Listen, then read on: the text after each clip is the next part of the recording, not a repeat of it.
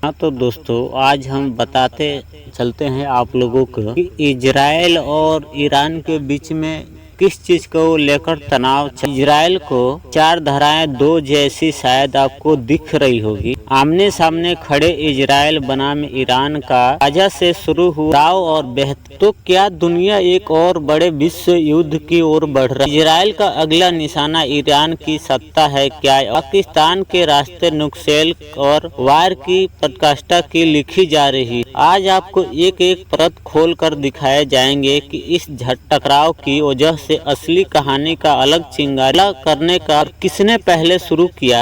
बीतों दिनों में तेल सचिव की सड़कों पर अचानक बजने लगे, लोग बंकर में भाग रहे थे। ईरान ने इजराइल पर 17,000 से ज्यादा ड्रोन और मिसाइलें दागी। ये हमला सीधा बदले की कार्रवाई थी। ईरान ने चेताया कि हम इस बदले का इजराइल की पलटवार नीति करके जवाब। ऑपरेशन का नाम एंडकॉम। ईरान के हमले के बाद इजराइल की कैबिनेट में तुरंत एंडकॉम नाम की रणनीति पर चर्चा शुरू की गई। सूत्रों के मुताबिक इजराइल का मकसद देना नहीं है, सरकार को बदलना भी है। जी हाँ, रिज्यूम को लगता है कि सिर्फ मिलिट्री ठिकानों को निशाना बनाना काफी नहीं होगा। असली खतरा है ईरान कट्टरपंथी सत्ता। लेकिन क्या ये इस एक्शन को अकेले अंजाम देगा? दो देशों को बट गई है टकराव। दो देशों का ही नहीं, दुनिया भर में देश और जोखिमों की उठाई जा रही है। अमेरिका ने भी इस पे बयान दिया है। फ्रांस और ब्रिटेन, जर्मनी खुलकर इजराइल के साथ खड़े हैं। वही रूस और चीन ने ईरान का पक्ष दिया है। हालांकि शब्दों का चयन सावधानी से किया गया। भारत की स्थिति फिलहाल स्पष्ट है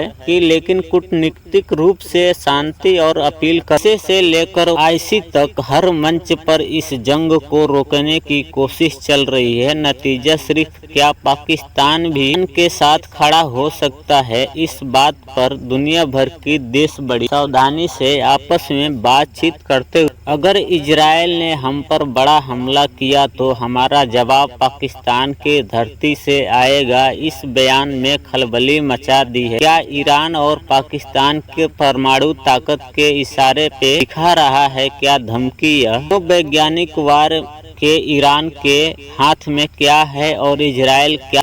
क्रूज मिसाइलें और ड्रोन टेक्नोलॉजी और सबसे अहम नैरेटिव वार की शक्ति यानी प्रचार तंत्र की। इजराइल के पास आयरन डोम और जैसे एरो डिफेंस सिस्टम जैसा खुफिया एजेंसी की पैड है। अमेरिका का खुला समर्थन है कि हम इजराइल के साथ खड़े हैं। शुरू से लेकर लास्ट तक इजराइल के साथ हम खड़े रहेंगे। इजराइल की स्ट्रेटजी में यह बात करो, बातचीत से क्या युद्ध परमाणु जंग के हमला में बदल। चीज को लेकर हमले से भी दुनिया चिंतित रही है कि इजराइल कभी भी नहीं चाहेगा कि ईरान के पास है कि इजराइल कभी भी नहीं चाहता कि परमाणु से संपन्न हो इजराइल भी। और अगर ऐसा हुआ तो सिर्फ मिडिल ईस्ट में नहीं, पूरी दुनिया कांप उठेगी। भारत का स्टैंड है और असर भी इस पूरे घटनाक्रम को लेकर बेहद नजदीक से देख रहा है। तेल की कीमतें बढ़ रही है। पश्चिम और इजराइल कभी भी नहीं चाहेगा कि ईरान परमाणु संपन्न देश हो